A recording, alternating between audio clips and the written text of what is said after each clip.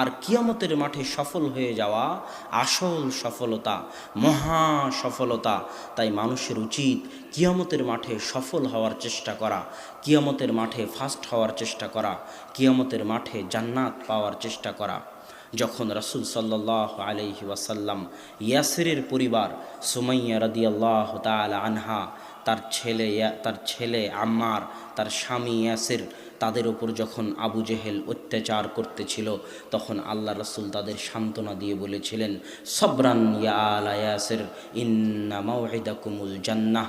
হে ইয়াসিরের পরিবার, আজ তোমরা আমি মুহাম্মদ আমার কথা শুনতে গিয়ে যে অত্যাচার ভোগ করতেছ, যে নির্যাতন ভোগ করতেছ, যে কষ্ট ভোগ করতেছ, আমি মুহাম্মদ এই নির্যাতনের বিনিময়ে, এই কষ্টের বিনিময়ে, এই দুঃখের বিনিময়ে তোমাদেরকে এই ওয়াদা দিতে পারবো না যে আমি তোমাদেরকে একদিন এমপি বানিয়ে দিব, মন্ত্রী বানিয়ে দিব, চেয়ারম্যান বানিয়ে দিব, জমি জায়গার মালিক করে দিব, ফ্ল্যাট বাড়ির মালিক করে দেব। এই ওয়াদা দিতে পারবো না।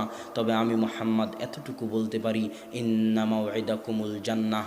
আজকে অত্যাচার, জুলুম, নির্যাতনের উপর যদি তোমরা ধৈর্য ধারণ করো, তাহলে কিয়ামতের মাঠে আমি তোমাদেরকে জান্নাত নিয়ে দিব। আল্লাহু আকবার। মানুষের উচিত ওই জান্নাত পাওয়ার চেষ্টা করা, ওই জান্নাতের জন্য এগিয়ে যাওয়া। সাবিকু, তোমরা দৌড়ে যাও, তোমরা প্রতিযোগিতা করো আল্লাহর জান্নাতের জন্য, আল্লাহর রহমতের জন্য।